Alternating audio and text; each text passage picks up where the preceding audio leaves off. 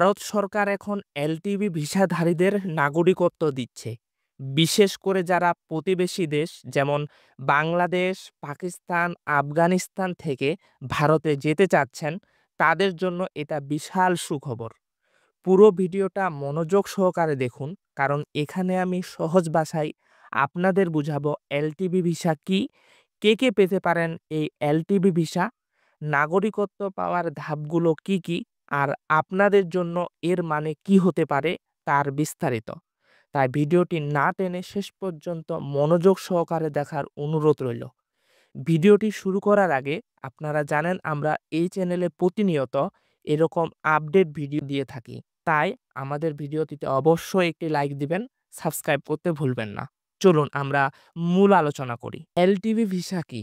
প্রথমে আসি, এলটিভি ভিসার মানে হলো একটি লং টার্ম ভিসা। এটা সাধারণত পর্যটন ভিসার মতো না, বরং দীর্ঘমেয়াদী ভারতের অনুমতি। ভারত সরকার এই ভিসা দেয় মূলত সেই সব মানুষকে যারা নিজেদের দেশে নিরাপদ না অথবা ধর্মীয় কারণে অত্যাচারিত হয়ে ভারতে যেতে চাচ্ছেন। উদাহরণ হিসাবে আপনাদের বোঝাই, বাংলাদেশ, পাকিস্তান বা আফগানিস্তানের হিন্দু, শিখ, বৌদ্ধ, জৈন, পার্সি আর খ্রিস্টান সম্প্রদায়ের মানুষরা এই ভিসা পাবেন। এলটিভি ভিসা সাধারণত ৫ বছর পর্যন্ত আপনি নবায়ন করতে পারবেন। এর মাধ্যমে ভারতে কাজ করতে পারবেন, ব্যবসা করতে পারবেন, পড়াশোনা করতে পারবেন, অর্থাৎ সবই সম্ভব এই ভিসার মাধ্যমে। এখন প্রশ্ন হলো, কে কে এই ভিসার মাধ্যমে নাগরিকত্ব পাবেন? এলটিভি ভিসাধারীদের নাগরিকত্ব দিচ্ছে ভারত সরকার। আগে যেটা ছিল দীর্ঘ প্রক্রিয়া, এখন সেটা অনেক সহজ করা হয়েছে। ভারতীয় নাগরিকত্ব আইন অনুযায়ী যে কেউ যদি নির্দিষ্ট সময় ভারতে বসবাস করে তাহলে নাগরিকত্বের জন্য আবেদন করতে পারবেন। কিন্তু এলটিভি ভিসা থাকলে সেই সময়সীমা ২ বছর কমে যায়।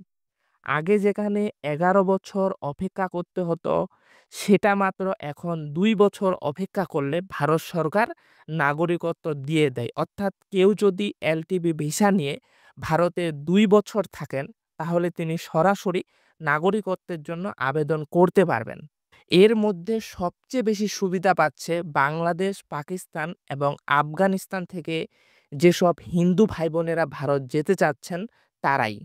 নাগরিকত্ব পাওয়ার ধাপগুলো কি কি? এই ধাপগুলো: ধাপ ১, প্রথমে আপনাকে এলটিভি ভিসা নিতে হবে।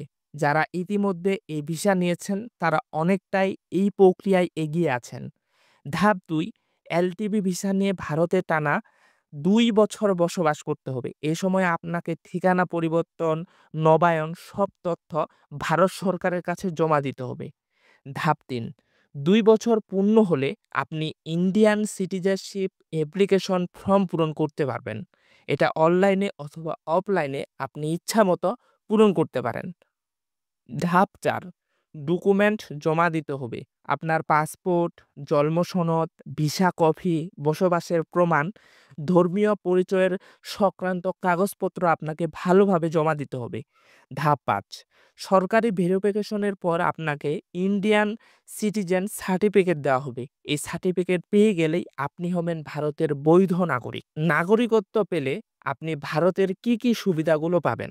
আপনি ভারতের পাসপোর্ট পাবেন, ভোট দেওয়ার অধিকার পাবেন, সরকারি চাকরিতে আবেদন করতে পারবেন, জমি ও সম্পত্তি কিনতে পারবেন, বিদেশে ভ্রমণ করতে পারবেন ভারতীয় পাসপোর্ট দিয়ে।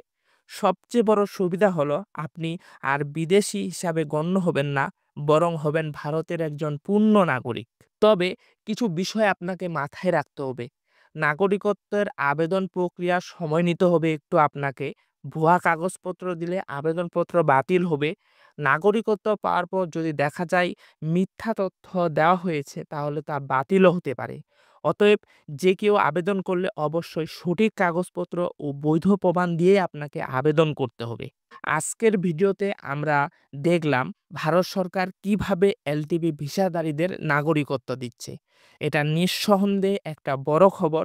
বিশেষ করে যারা বহু বছর ধরে ভারতে থেকে স্থায়ীভাবে বসবাস করতে চাচ্ছেন তাদের জন্য এটা একটা বড়।